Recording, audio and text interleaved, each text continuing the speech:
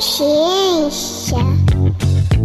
Oi, gente! Esse é o Escuta Ciência e eu sou a Letícia Sarturi. Eu sou o Júlio Ponce e hoje a gente tem um tema e uma convidada muito especiais. Pois é, hoje a gente vai falar sobre o possível retorno da poliomielite, as quedas aí em cobertura vacinal. E quem que tá com a gente hoje, Júlio? Quem está conosco hoje, eu espero acertar a pronúncia do nome, é a professora Ethel Maciel, da UFES, da Universidade Federal do Espírito Santo. Mas eu vou deixar ela se apresentar e contar um pouquinho mais dos projetos, de onde ela trabalhou e por que ela é a convidada perfeita para falar desse assunto conosco hoje. Olha, Letícia, Júlio, um prazer estar aqui com vocês no Escuta Ciência.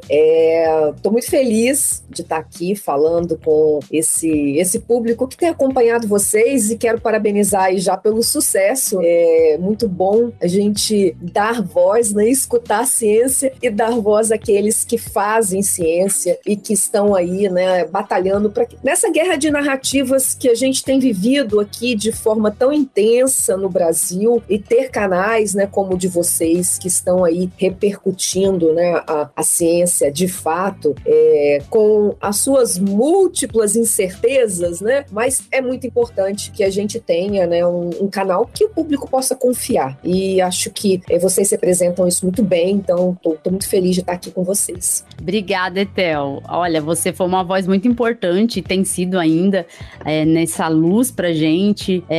Você, além de tudo, é twitteira, né?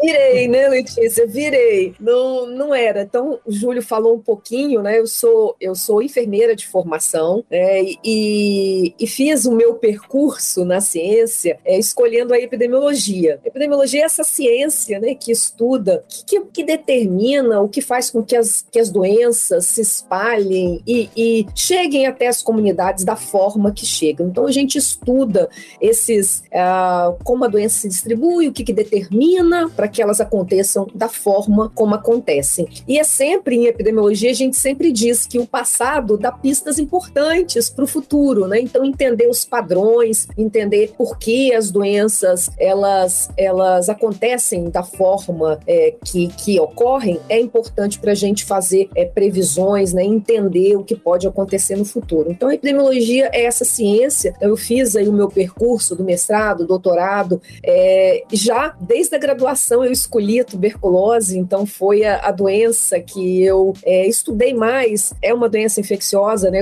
Eu sou epidemiologista de doenças infecciosas, então a gente tem epidemiologistas que estudam várias vertentes, inclusive agravos que não são nem doenças, né? Como, por exemplo, a violência, e outros agravos, acidentes, né, e mortes violentas, mas eu me especializei nas doenças infecciosas e mais especificamente ainda na tuberculose. A tuberculose é uma doença que tem milênios e nós ainda não conseguimos eliminá-la, né? Estamos aí com uma estratégia da Organização Mundial de Saúde de eliminação da tuberculose, e estamos nesse caminho. Infelizmente, a pandemia da Covid, ela teve um impacto muito grande em várias doenças, né, no controle de várias doenças, dentre elas também a tuberculose. Atualmente, eu sou a presidente da Rede Brasileira de Pesquisa em Tuberculose, que é uma rede que congrega pesquisadores e pesquisadoras no Brasil inteiro, de diversas áreas, que vai aí desde a ciência básica até a aplicada, né, com pesquisas qualitativas, operacionais no serviço de saúde.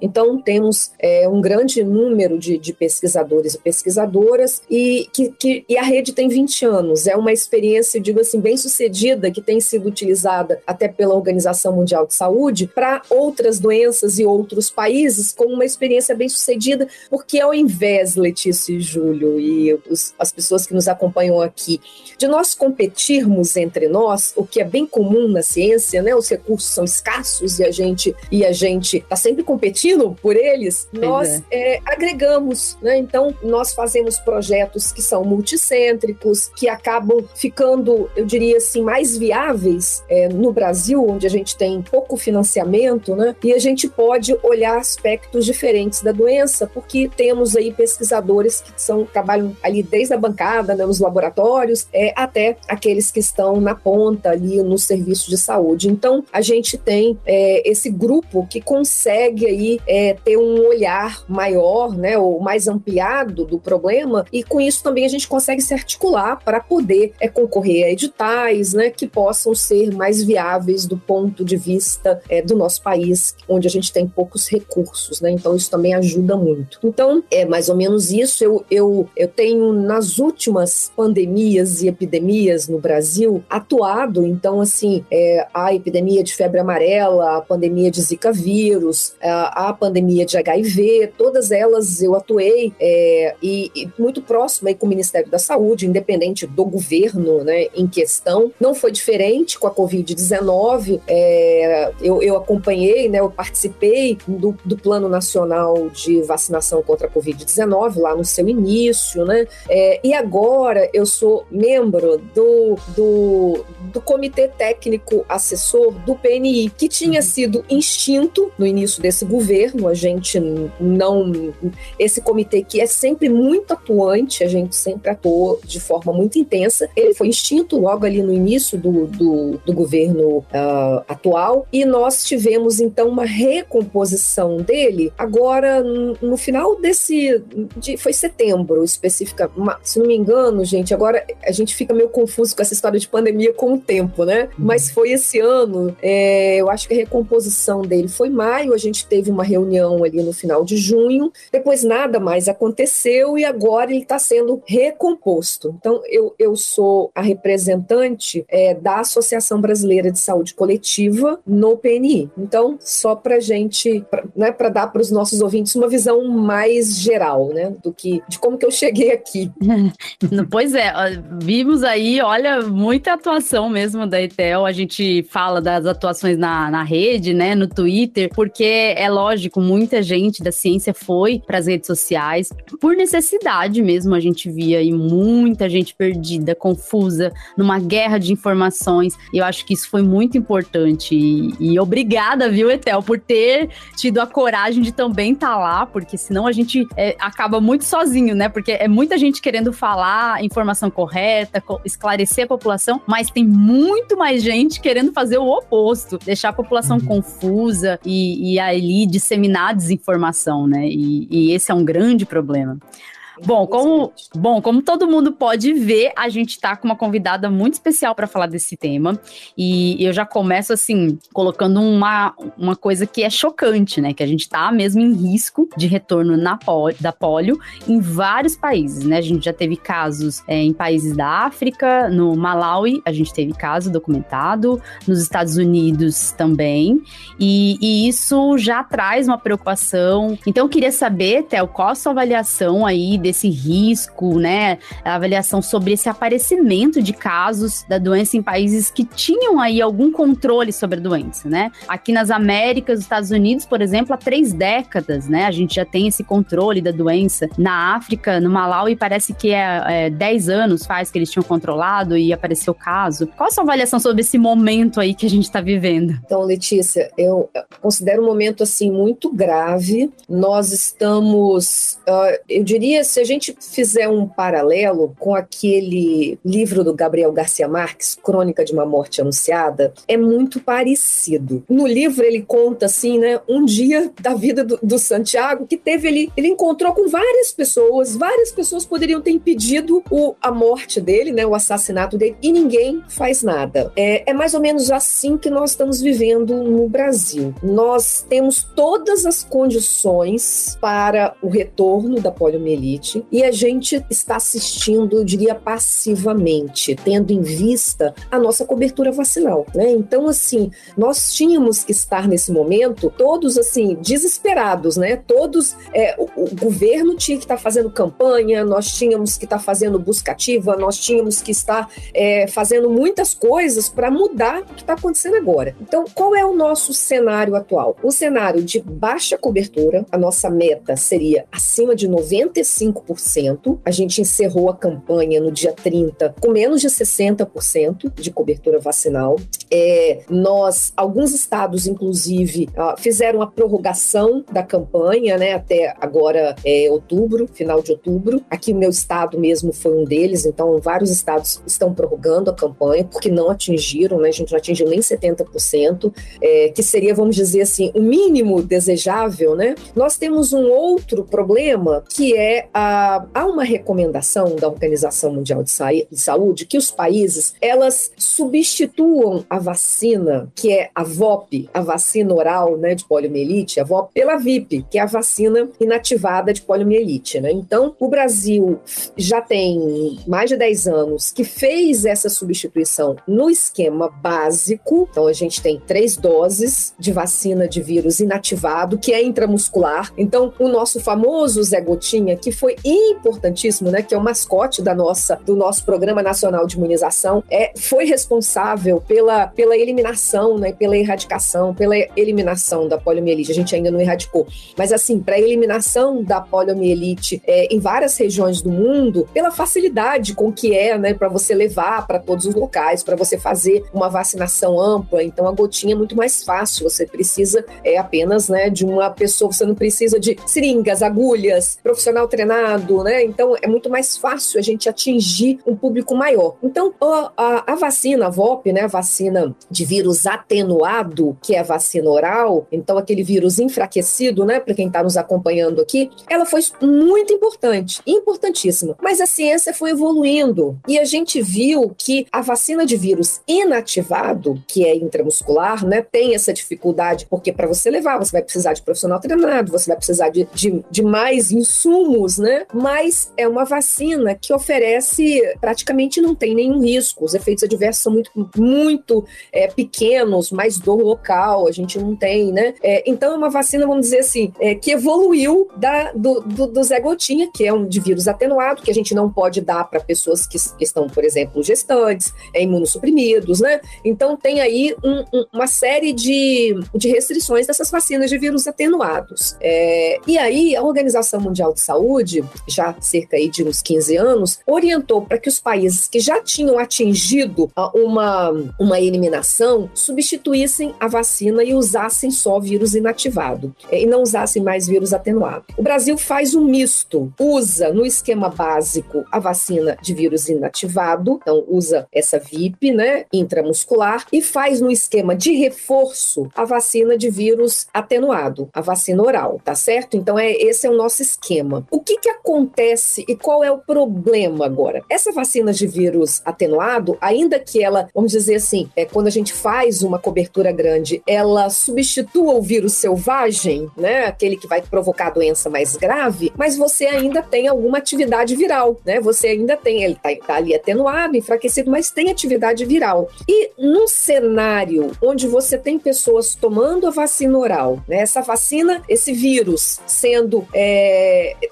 metabolizado, mas defecado, né, sendo eliminado nas fezes das pessoas e podendo aí entrar em regiões, né, onde não tem saneamento básico adequado, onde você não tem esgoto tratado, passa a ser um fator de risco também para a circulação desse vírus. A gente passa a ter vírus atenuado circulando. Então, foi o que aconteceu, é o que está acontecendo no Reino Unido, que foi o primeiro a alertar o mundo de que nas amostras de esgoto estavam circulando o vírus vacinal. Então, isso é um alerta, porque a gente pode ter casos de poliomielite pelo vírus vacinal. E logo em seguida, menos de um mês depois do alerta do Reino Unido, que não tinha caso nenhum, mas detectou nas amostras, né, de esgoto, nós tivemos o primeiro caso nos Estados Unidos, que já não tinha caso de poliomielite há mais de 30 anos. Devido a quê? Exatamente esse vírus vacinal circulando nas águas de esgoto, tá certo? Então,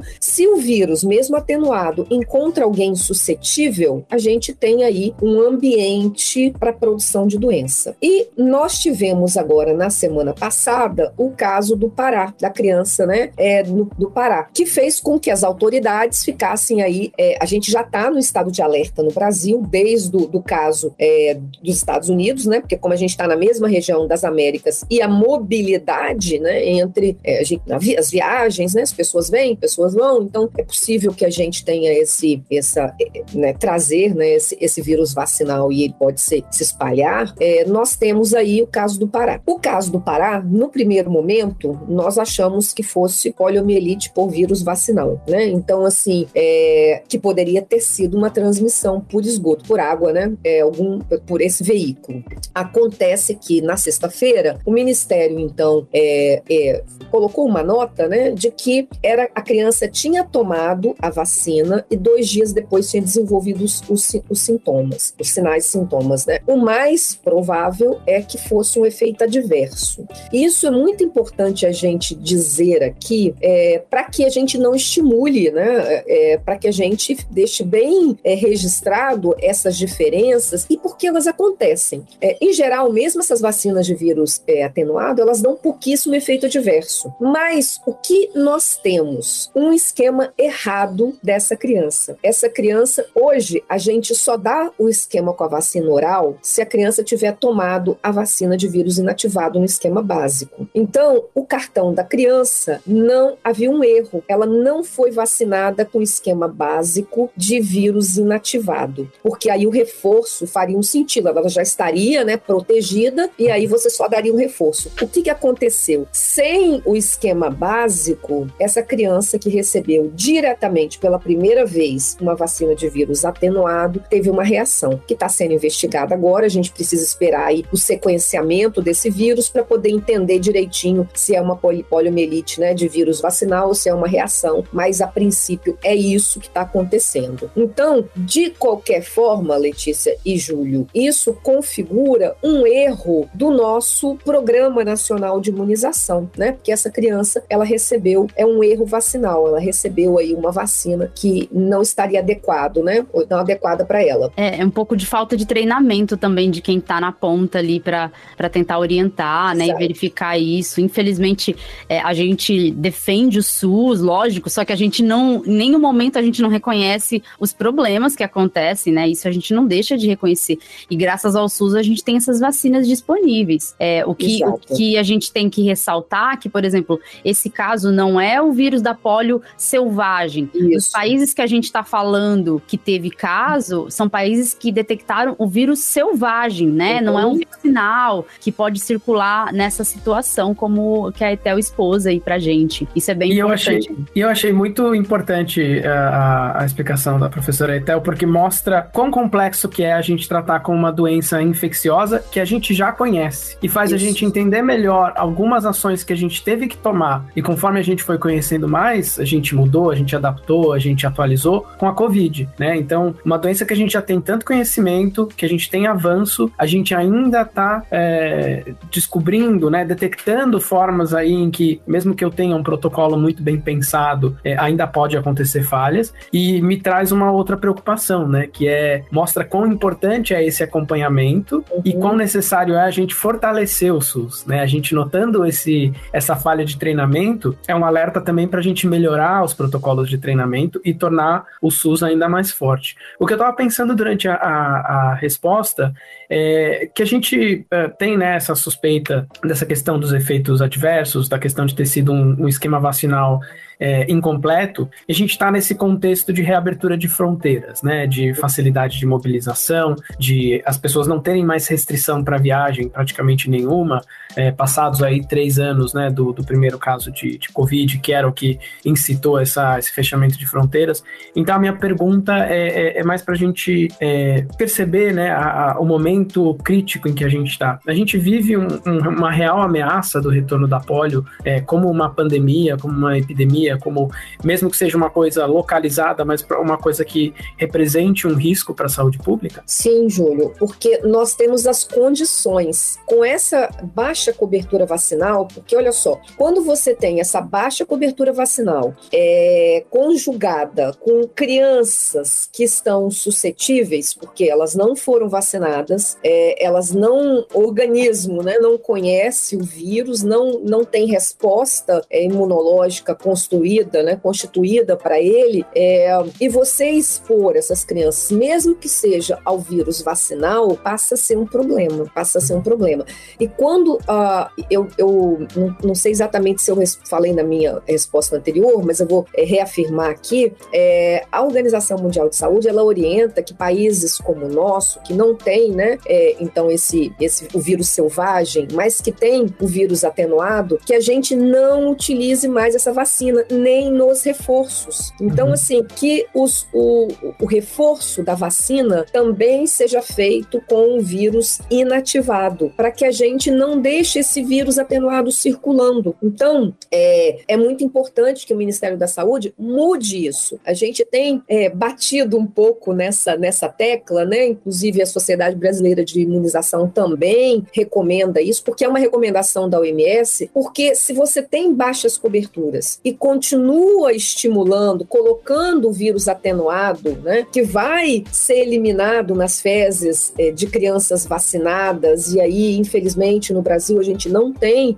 esgoto tratado em todos os locais, né, as nossas condições sanitárias ainda são muito desiguais e ruins, você vai acabar colocando pessoas em risco. Então, nós já sabemos disso. Então, Júlio, assim, é muito preocupante que nós tenhamos essa conjugação de baixa cobertura, utilização ainda contínua de vacina de vírus atenuado, num contexto de baixa cobertura, e suscetíveis, aquelas pessoas que não estão vacinadas e que estão, portanto, suscetíveis a adquirirem a doença. Então, a gente tem esse cenário, né, que combinado, eu diria que temos as condições perfeitas para que a gente tenha a reintrodução, né, do vírus aqui e a doença.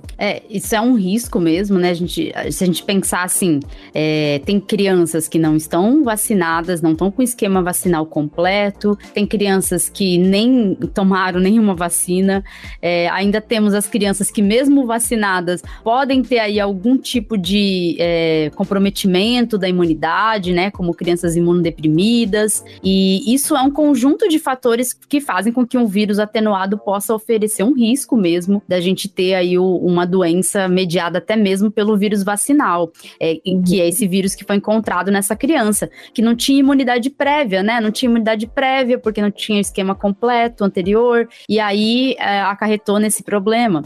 Então, a gente sabe que esse caso da criança, ela não tinha uma imunidade prévia, né? Porque não tinha um esquema vacinal completo, e aí com isso, nós tivemos esse problema do vírus atenuado para poder provocar algum tipo de dano. E é claro, esse conjunto de fatores pode piorar a mesma situação brasileira, mas é importante também a gente lembrar que tem um problema muito grave, que é a guerra de informações, que nós já comentamos nesse episódio, né? Muita desinformação nas redes sociais, vamos dizer assim, muita gente estimulando um movimento antivacina no Brasil, atores políticos do Brasil tentando estimular, inclusive, esse movimento antivacina, e aí fica a pergunta, né? A gente falhou tanto enquanto sociedade para fazer com que as pessoas se vacinassem menos. A gente teve aí, ao longo da história, para a ETEL, o Júlio também tem formação na Epidêmio, ao longo da história a gente teve tantas doenças infecciosas matando tanta gente. Aí, com a descoberta das vacinas, isso deu uma esperança, uma melhor também expectativa de vida para as pessoas. Mas por que a gente está se vacinando menos, né? Quais os fatores que fazem com que a gente tenha aí, quais os motivos que têm levado a essa queda em cobertura vacinal, essa crise, né? Porque é uma crise mesmo enquanto sociedade, é difícil de entender. Qual, assim, a sua avaliação, Etel, sobre isso? Letícia, eu acredito que o movimento antivacina, que não é um movimento, né, restrito ao Brasil, né, é um movimento mundial, é bastante financiado, né? A gente tem que entender isso, né? As pessoas que estão aí falando, elas não estão inocentemente falando contra as vacinas. Então, é um movimento financiado, orquestrado, e infelizmente, como você falou, aqui no Brasil, ganha contornos mais dramáticos, porque nós tivemos, né, as nossas autoridades, né, representantes, ocupantes de cargos bastante importantes, né, como ministro e próprio presidente, falando contra a vacina. Isso fez, nesse cenário de extrema polarização político-partidária, partidária que nós estamos enfrentando, né, aqui no Brasil, isso teve efeitos danosos para além da vacina contra a Covid. O que nós estamos vendo no Brasil é o que a gente chama de hesitação vacinal, né, que é uma característica da dúvida, né, sobre a vacina, que é efetivamente uma das maiores descobertas, né, da humanidade, que mudou a forma como nós fazemos saúde e cuidamos das pessoas. Então, nós chegamos até aqui como sociedade, eu diria, graças a duas grandes descobertas, né, os antibióticos e as vacinas.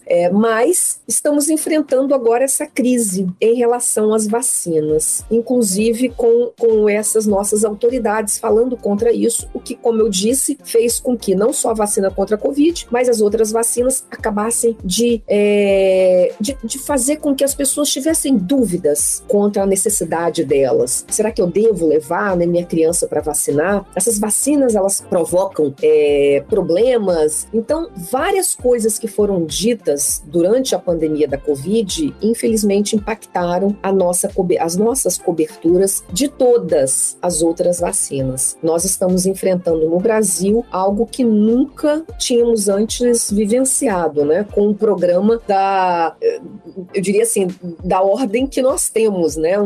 É o maior programa de imunização do mundo, né? Que oferece uma gama de vacinas gratuita muito grande. Então, tem sido um triste cenário esse que nós vivemos. E nós também estamos presenciando, né, uma diminuição das campanhas de comunicação, inclusive uma diminuição ou um enfraquecimento das nossas próprias, da própria lei, né, talvez não da lei, mas assim, da aplicação da lei. Porque, por exemplo, para a gente matricular uma criança numa escola, é preciso comprovar a situação vacinal. E o cartão de vacina, né, o cartão da criança, ele tem que estar em dia. Se nós temos crianças que não estão com as vacinas em dia e estão matriculadas, há algo muito errado, né? Então, acho que, como você falou, né, há uma falha como sociedade, né? Nós temos aí um número de matrículas em instituições privadas grande no Brasil e elas não estão fazendo a cobrança, né, da situação vacinal por medo de perda de matrícula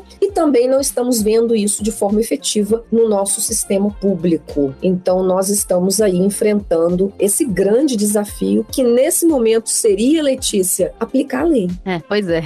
Isso é difícil, né, da gente falar, essa falha tão grande num sistema que é tão benéfico para a sociedade, porque quando a gente fala de vacina, a gente tem um benefício coletivo muito grande, muito mais até do que o individual, se a gente pensar aí em doenças até que passaram por uma eliminação aqui do Brasil, como a própria poliomielite. A gente recebeu o certificado de eliminação em 1994, mas estamos agora aqui nos preocupando em 2022 com o retorno da doença.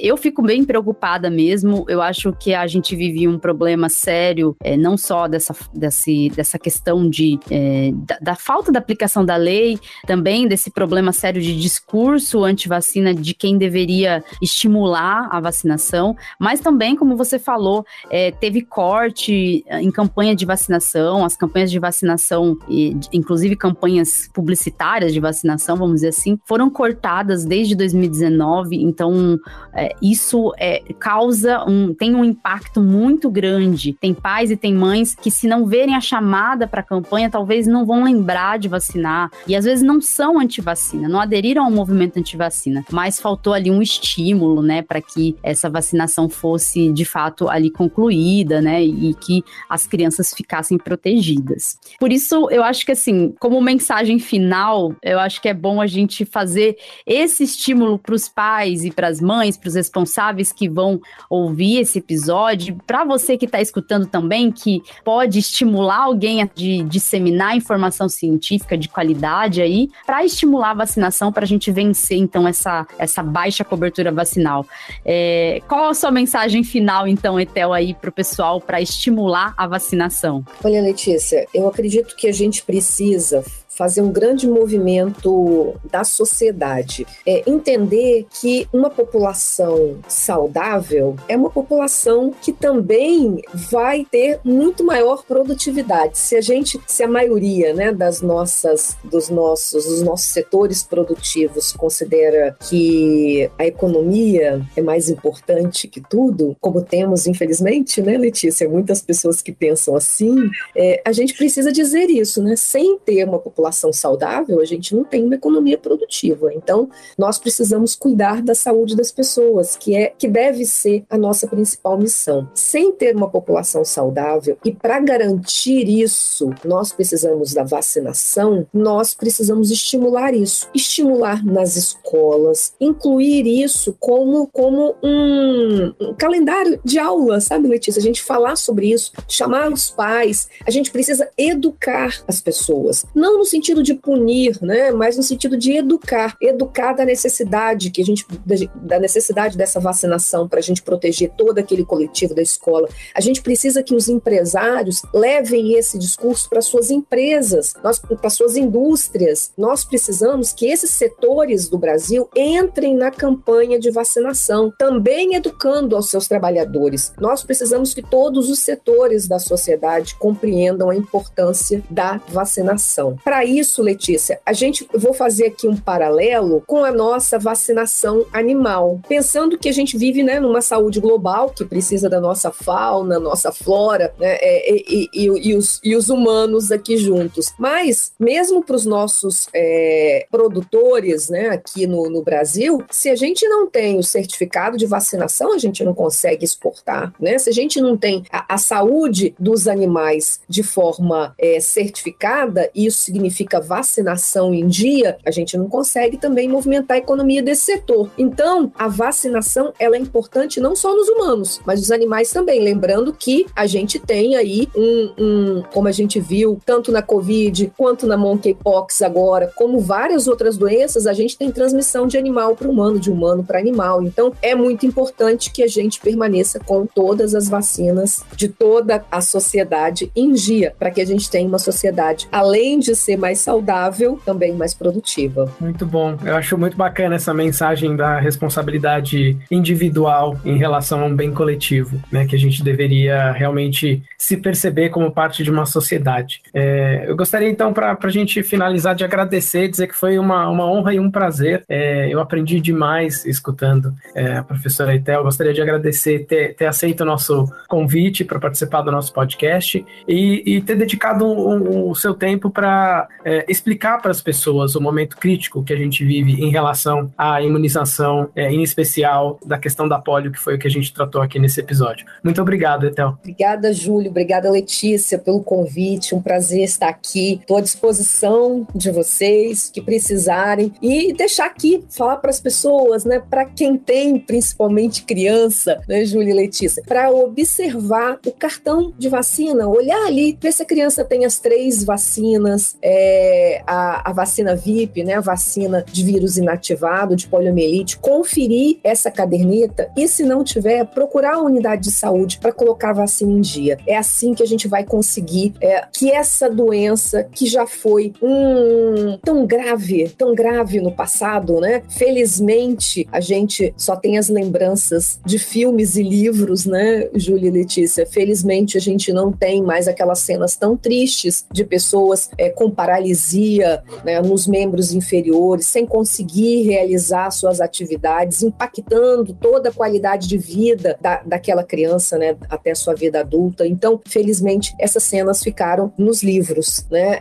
Mas para que isso continue a acontecer, a gente precisa aumentar a nossa cobertura vacinal. E aí, cada vacina importa e é fundamental que as famílias, né, observem e coloquem a vacina das suas crianças em dia. Um abraço. É isso aí, gente. Obrigada, Etel. A gente vai ficando por aqui. Lembre-se que a responsabilidade de viver em sociedade é de todos.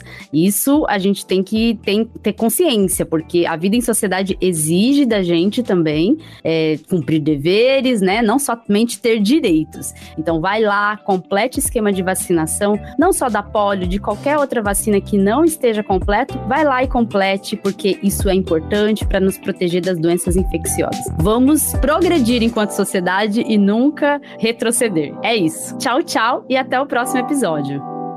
Escuta a ciência. Ei, ouvinte, não vai embora ainda não. Você sabia que agora você pode apoiar o Escuta a Ciência? Sim, nós criamos um Apoia-se para o Escuta a Ciência. Você poderá nos ajudar a ampliar nosso trabalho e custear os gastos que temos para semanalmente colocar o Escuta a Ciência no ar. Você pode nos apoiar com valores a partir de R$2. Viu? A gente nem tá pedindo muito. E ainda terá recompensas que incluem dar pitacos no podcast, sugerir temas, um grupo exclusivo para apoiadores, episódios exclusivos e até sorteio de brindes com temas científicos. Entra no link do Apoia-se que está na descrição do episódio.